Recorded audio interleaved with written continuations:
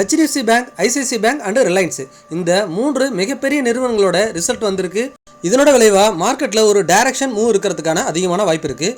இதை தொடர்ச்சியாக கோல்டு பார்த்தீங்கன்னா $4000 பிரேக் பண்ணி $3950 வரைக்கும் இறங்கியிருக்கு. அதுவுமே மார்க்கெட்டுக்கு ஒரு பாசிட்டிவான சென்டிமெண்ட் தான். சில்வரும் பார்த்தீங்கன்னா $55 வர்த்தகம் நடந்துட்டு இருக்கு.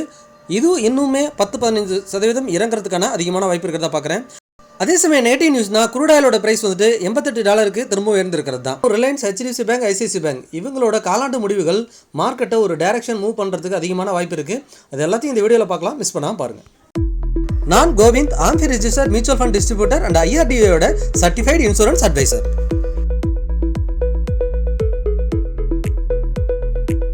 ஐசிஐசிஐ பேங்கோட ப்ராஃபிட் வந்துட்டு 16% இயர் ஆன் இயர் ரைஸ் ஆயிருக்கு. அதே போல் நெட் இன்ட்ரெஸ்ட் இன்கம் வந்துட்டு 13% வரைக்கும் ரைஸ் ஆயிருக்கு. அதே சமயத்தில் HDFC பேங்கோட நெட் ப்ராஃபிட் பார்த்தீங்கன்னா 5% தான் இயர் ஆன் இயர் ரைஸ் ஆயிருக்கு. அதே போல் நெட் இன்ட்ரெஸ்ட் இன்கம் வந்துட்டு வெறும் 7% தான் ரைஸ் ஆயிருக்கு. ஐசிஐசிஐ பேங்கை கம்பேர் பண்ணும்போது HDFC பேங்க் ஒரு சுமாரான ரிசல்ட் தான் கொடுத்துருக்காங்க.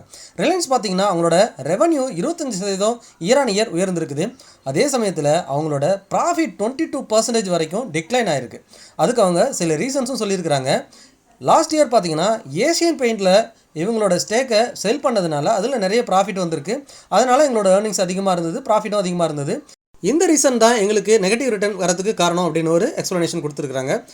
மார்க்கெட் சில சமயம் பேட் ரிசல்ட்டுக்கு நல்லா பர்ஃபார்ம் பண்ணும், நல்ல ரிசல்ட்டுக்கு பேடாக பர்ஃபார்ம் பண்ணும். ஸோ மார்க்கெட்டோட சென்டிமெண்ட்டை கண்டுபிடிக்கிறது ரொம்பவே கடினம். HDFC அண்ட் ஐசிஐசி, ரிலையன்ஸ் இந்த 3 நிறுவனங்களில் ஏதாவது 2 நிறுவனம் நல்லா பர்ஃபார்ம் பண்ணாலும் நம்ம பங்கு சந்தை அடுத்து போகிறதுக்கு அதிகமான வாய்ப்பு இருக்குது. அதே போல் கோல்டு நம்ம பார்த்துடலாம். கோல்டு பார்த்தீங்கன்னா நம்ம $4000 நல்ல சப்போர்ட்டு, $3900 $4000 வரைக்கும் ஒரு ஸ்ட்ராங் சப்போர்ட் இருக்குது. அதை பிரேக் பண்ணால் $3300 $3500 இன்னும் 10-15% வீழ்ச்சி வரதுக்கான வாய்ப்பு இருக்குது. அப்படி வந்தால் பாட்டம் அவுட் ஆகிறதுக்கும் அதிகமான சான்சஸ் இருக்குதுன்னு பேசியிருந்தோம். ஸோ இந்த வாரம் பார்த்திங்கன்னா கோல்டு பார்த்திங்கன்னா $3950 வரைக்கும் இறங்கிட்டு திரும்ப $4000க்கு மேலே வர்த்தகம் நடந்துட்டுருக்கு. இருந்தாலுமே கோல்டு $3500 $3300 வரும் அப்படிங்கிறது தான் என்னோட கருத்து. சில்வர் பார்த்திங்கனாலும் $55 வர்த்தகம் நடந்துட்டுருக்கு. சில்வருக்கு அடுத்து ஸ்ட்ராங் சப்போர்ட் ஏரியான்னு பார்த்தீங்கன்னா $45-50 தான். இன்னும் ஒரு $10 தான் இருக்குது, ஒரு 10-15% தான். ஸோ கோல்டும் சரி சில்வரும் சரி இன்னும் ஒரு 10-15% வீழ்ச்சி அடைஞ்சதுன்னா அங்கே பாட்டம் அவுட் ஆகிறதுக்கு அதிகமான வாய்ப்பு இருக்குது. புதிய முதலீட்டாளர்களும் ஒரு நல்ல ஆப்பர்ச்சுனிட்டியாக யூஸ் பண்ணலாம் அப்படிங்கிறதோட கருத்து. விரைவில் அந்த இடத்த நம்ம வரும்னு எதிர்பார்க்குறோம். கடந்த வாரம் பாசிட்டிவில் முடிஞ்ச செக்டர்ஸை பார்த்தலாம். நிஃப்டி பார்த்தீங்கன்னா லாஸ்ட் ட்ரேடிங்கில் சூப்பரான மூவ் கொடுத்துருந்தாங்க. அதே போல் சென்செக்ஸும் பார்த்தீங்கன்னா லாஸ்ட் ட்ரேடிங்கில் ஒரு நல்ல மூவ். பேங்க் நிஃப்டியும் ஒரு புல்லிஷாக முடிச்சிருக்காங்க கடந்த வாரத்தை பொறுத்த வரைக்கும். அதுக்கப்புறம் பார்த்தீங்கன்னா ஐடி தொடர்ந்து 3 வாரமாக நல்ல புல்லிஷில் முடிஞ்சிருக்குது. ஆட்டோ செக்டர் கண்டினியூஸாக ஒரு பாசிட்டிவ் மூவ் கொடுத்துருக்காங்க.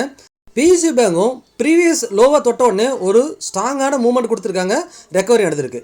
நெகட்டிவ்ல முடிஞ்ச செக்டர்னு பார்த்தீங்கன்னா நிஃப்டி மெட்டல், அடுத்து FMCG, அதை தொடர்ந்து பார்த்தீங்கன்னா நிஃப்டி ரியாலிட்டி ஒரு நல்ல மூவ்மெண்ட்டுக்கு அப்புறம் நெகட்டிவ்ல முடிச்சிருக்கிறாங்க. அதை தொடர்ந்து ஃபார்மா செக்டாரும் ஒரு நல்ல மூவ்மெண்ட்டுக்கு அப்புறம் ஸ்லைட்லி நெகட்டிவ்ல முடிச்சிருக்காங்க.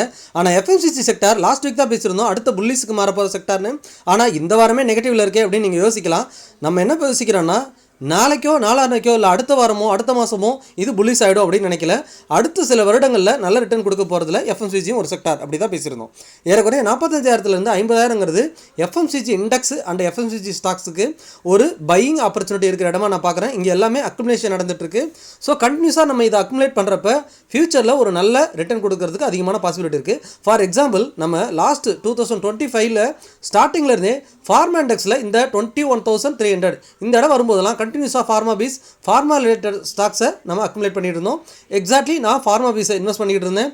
அந்த இடத்துலேருந்து ஏறக்குறைய லாஸ்ட் 4 மந்தில் ஏறக்குறைய 20% வரைக்கும் ரிட்டர்ன் கொடுத்துருச்சு. 1 இயர் சைட்வேஸில் இருந்த இந்த ஃபார்மா இண்டெக்ஸ் பார்த்தீங்கன்னா ஜஸ்ட் 4 மந்தில் இங்கேருந்து அரௌண்ட் 20% ரிட்டர்ன் கொடுத்துருக்கு. ஸோ நம்ம எந்த இடத்துல அக்குமுலேட் பண்ணுறோம் அப்படிங்கிறது இமீடியட்டாக ரிட்டர்ன் கொடுக்கலனாலும் ஃபியூச்சரில் அதுக்கு ஒரு நல்ல growth இருக்கும். அதுபோல் தான் இப்போ FMCG இண்டெக்ஸும் ஒரு பையிங் ஆப்பர்ச்சுனிட்டி ஜோனில் இருக்குது.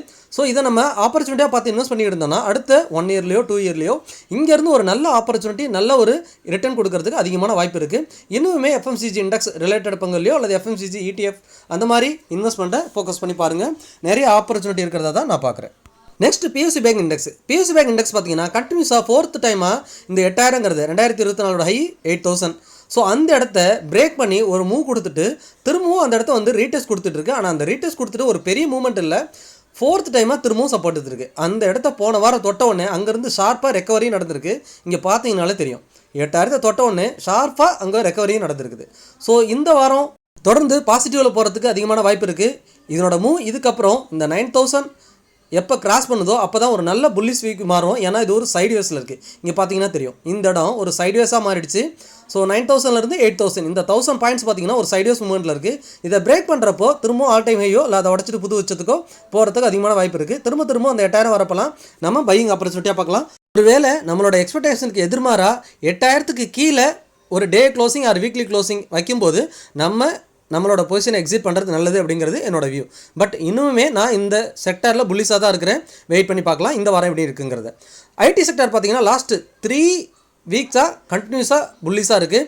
ஆனால் இதை மந்த்லி கேண்டில் செக் பண்ணலாம். ஏன்னா வீக்லி டே டைம் ஃப்ரேமில் அவ்வளோவா உங்களுக்கு அந்த வியூ தெரியாது. இப்போ பார்த்தீங்கன்னா மந்த்லியில் வச்சுருக்கேன். இந்த 26,000 தொட்ட உடனே ஷார்ப்பாக ரெக்கவரி நடந்திருக்கு. இதுக்கு முன்னாடி 2022லையும் இந்த 26,000 தான் அதனோட ஒரு சப்போர்ட் ஜோன். அந்த சப்போர்ட் ஜோனில் 2 முறை சப்போர்ட் எடுத்து ஒரு டபுள்யூ பேட்டர்ன் பிரேக் அவுட் நடந்திருக்கு. இங்கே பார்த்தீங்கன்னா டபுள் பாட்டம் போட்டு பிரேக் அவுட் நடந்திருக்கு. ஸோ அந்த இடம் ஒரு ரெசிஸ்டன்ஸ் 31,000லேருந்து 32,000. ஸோ அந்த இடம் தான் ஐடி செக்டாருக்கு திரும்பவும் ஒரு ஸ்ட்ராங் ரெசிஸ்டன்ஸாக இருக்கும். இதுக்குள்ளேயே சைட்வேஸ் இருந்துட்டு கூட லேட்டாக கூட இன்னும் பிரேக் ஆகலாம். இன்னும் 1 மந்த்தோ 2 மந்த்தோ இல்லை 1 இயரோ கூட சைட்வேஸில் இருந்துட்டு அதுக்கப்புறம் பிரேக் ஆகலாம். அந்த இடம் பிரேக் ஆனால் தான் ஐடி இண்டெக்ஸே ஒரு நல்ல புல்லிஸுக்கு மாறிச்சுன்னு எடுத்துக்கலாம். அது வரைக்கும் நமக்கு ஆப்பர்ச்சுனிட்டி கொடுக்குறப்பலாம் ஒரு நல்ல இன்வெஸ்ட்மெண்ட் வாய்ப்பாக பயன்படுத்தலாம். தென் ஃபைனலாக பேங்க் நிஃப்டிக்கு வந்துடுவோம். பேங்க் நிஃப்டி பார்த்தீங்கன்னா நிஃப்டியை காட்டிலுமே பேங்க் நிஃப்டி ஒரு நல்ல புல்லிஸில் இருக்குது. டபுள் பாட்டம் வீக்லியில் பிரேக் அவுட் ஆகிட்டு இருக்குது அப்படிங்கிறத நம்ம போன வாரம் வீடியோவில் பார்த்துட்டோம். இந்த வாரமும் பார்த்தீங்கன்னா கண்டினியூஸாக நல்ல ஒரு புல்லிஸ் கேண்டில் பிரிண்ட் ஆகிருக்கு. இங்கே பார்த்தீங்கன்னா தெரியும், இந்த டபுள் பாட்டம் பிரேக் அவுட் ஆகிட்டு மேலே ஒரு சின்ன கன்சால்டேஷன் இந்த பாக்ஸுக்குள்ளே நடந்திருக்கு. இந்த பாக்ஸோட ரெசிஸ்டன்ஸ் பார்த்தீங்கன்னா 58,500. ஸோ அந்த இடத்துல தான் பேங்க் நிஃப்டி க்ளோசிங் இருக்குது. ஸோ அதை பிரேக் பண்ணும்போது கட்டாயமாக பேங்க் நிஃப்டி 61,000 62,000 அதனோட ஆல் டைம் ஹை திரும்பவும் போகிறதுக்கு அதிகமான பாசிபிலிட்டி இருக்குது. நிஃப்டி காட்டிலும் பேங்க் நிஃப்டி நல்ல மூவ்மெண்ட் கொடுக்கறதுக்கு வாய்ப்பு இருக்குது. ஏன்னா HDFC bank and ICICI bank ரெண்டோட ரிசல்ட் இருக்குது. இது ICICI பேங்கோட ரிசல்ட் பெட்டராகவே இருக்குங்கிறதுனால பேங்க் நிஃப்டி அப் ட்ரெண்ட் கொடுக்கறதுக்கான அதிகமான வாய்ப்பு இருக்கிறதா நான் பார்க்குறேன். அதே மாதிரி நிஃப்டியோட ஸ்ட்ராங் சப்போர்ட்னு பார்த்தீங்கன்னா 23,800 டாப்பில் 24,300லேருந்து 24,600 ரெசிஸ்டன்ஸ். ஆனால் 24,600 எப்போ நம்ம மார்க்கெட் பிரேக் பண்ணுதோ அப்போ அங்கேருந்து 26,000 நோக்கி ஒரு கட்டமாக மூவ் ஆகும். அது கூடி விரைவில் வரும்னு எதிர்பார்க்கலாம். இந்த வாரமே எனக்கு தெரிஞ்சு 24,600 டச் பண்ணுறதுக்கு அதிகமான வாய்ப்பு இருக்குது. ஆனால் அதை பிரேக் பண்ணுதா அப்படிங்கிறத வெயிட் பண்ணி பார்க்கலாம். நீங்கள் முதலீடு செய்வதற்கு முன்னாடி ஒரு ஃபினான்ஷியல் அட்வைசரோட சப்போர்ட் எடுத்துக்கிறது ரொம்பவே சிறந்தது. நான் Govind, AMFI register mutual fund distributor and IRDA certified insurance advisor. நீங்கள் என் மூலிமா மியூச்சுவல் ஃபண்டில் முதலீடு பண்ணலாம். அது மட்டும் இல்லாமல் term insurance, health insurance, guaranteed income plan, child education plan, pension plan, இந்த மாதிரி உங்கள் ஃபேமிலிக்கான ஒரு கரெக்டான பிளானை சூஸ் பண்ணுறதுக்கும் நம்மளோட கைடன்ஸ் எடுத்துக்கலாம். டிஸ்பிளே தெரிகிற வாட்ஸ்அப் நம்பருக்கோ அல்லது மெயில் ஐடிக்கோ தொடர்பு கொள்ளுங்கள். பங்குச்சந்தை தொடர்பான ரெகுலர் அப்டேட்டுக்கும் நான் என்னென்ன டைமில் எந்த மாதிரி இன்வெஸ்ட் பண்ணுறேன் அப்படிங்கிற என்னோட இன்வெஸ்ட்மெண்ட்டுமே அப்பப்போ போஸ்ட் பண்ணிட்டு இருப்பேன். அதுக்கு நீங்கள் என்னோட டெலிகிராம் சேனல் லிங்க் கொடுக்குறேன், சர்ச் பண்ணி மறக்காமல் ஜாயின் பண்ணிக்கோங்க. நீங்கள் நம்ம சேனலுக்கு புதுசாக இருந்தீங்கன்னா நம்ம சேனலை சப்ஸ்கிரைப் பண்ணுங்கள். உங்களோட ஃப்ரெண்ட்ஸ் அண்ட் ஃபேமிலிக்கு மறக்காமல் ஷேர் பண்ணி பார்க்க சொல்லுங்கள். மீண்டும் ஒரு நல்ல வீடியோவில் சந்திக்கிறேன். உங்கள் கோவிந்த்.